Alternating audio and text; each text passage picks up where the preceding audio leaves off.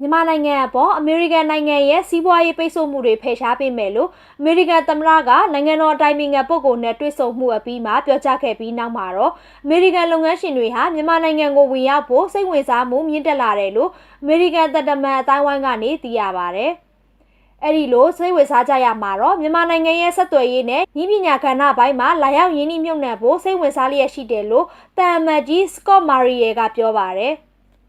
လက်ရှိချိန်မှာတော့ကမ္ဘာကျော်နည်းပညာကုမ္ပဏီဖြစ်တဲ့ Microsoft ကုမ္ပဏီကမြန်မာနိုင်ငံကိုဝင်ရောက်လာပြီးဖြစ်သလို Google နဲ့ Facebook တို့လိုကုမ္ပဏီတွေကလည်းဝင်လာဖို့စိတ်ဝင်စားလျက်ရှိတယ်လို့တန်အမတ်ကြီးကထပ်မံပြောကြားပါတယ်။ပြည်ပရင်းနှီးမြှုပ်နှံမှုတွေဝေလာနိုင်ဖို့အတွက်မြန်မာနိုင်ငံအနေနဲ့လည်းပြုလုပ်စရာကိစ္စတွေအများကြီးရှိသေးတယ်လို့တန်အမတ်ကြီး Scott Marrier ကပြောပါတယ်။အဲဒါကြောင့်လည်းပြည်သူ့လွှတ်တော်ကရင်းနှီးမြှုပ်နှံမှုဥပဒေကြမ်းတစ်ရပ်ဖြစ်တဲ့မြန်မာနိုင်ငံရင်းနှီးမြှုပ်နှံမှုဥပဒေကြမ်းကိုစက်တင်ဘာ20ရက်ကတင်သွင်းလိုက်ပါတယ်။မြန်မာနိုင်ငံမှာပြည်ပမှာရင်းနှီးမြှုပ်နှံမှုတွေပုံမဝင်လာနိုင်မှုအတွက်လက်ရှိနေတဲ့ရင်းနှီးမြှုပ်နှံမှုဥပဒေ2ရပ်ကိုပုံမကောင်းမှုနဲ့ဥပဒေဖြစ်အောင်တင်သွင်းလိုက်တာဖြစ်တယ်လို့ပြည်သူ့လွှတ်တော်ဥပဒေကြမ်းကော်မတီဥက္ကဋ္ဌဦးထွန်းထွန်းဟိန်ကဆိုပါတယ်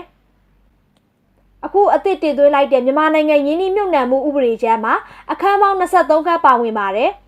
လက်ရှိချိန်မှာတော့အမေရိကန်အစိုးရကိုမြန်မာနိုင်ငံရဲ့ဒီမိုကရေစီစနစ်ပြောင်းလဲမှုကြောင့်အမေရိကန်အစိုးရဟာ2016ခုနှစ်မေလကအစိုးရကုမ္ပဏီ9ခုနဲ့ဘဏ်3ခုတို့ကိုပိတ်ဆို့အရေးယူမှုကနေရုပ်သိမ်းပေးခဲ့ပြီးအခုချိန်မှာတော့မြန်မာစီးပွားရေးလုပ်ငန်းရှင်104ဦးကိုထပ်မံပြီးပိတ်ဆို့မှုကနေတဖြည်းဖြည်းဖယ်ရှားပေးသွားမယ်လို့ပြောကြားခဲ့တာဖြစ်ပါတယ်။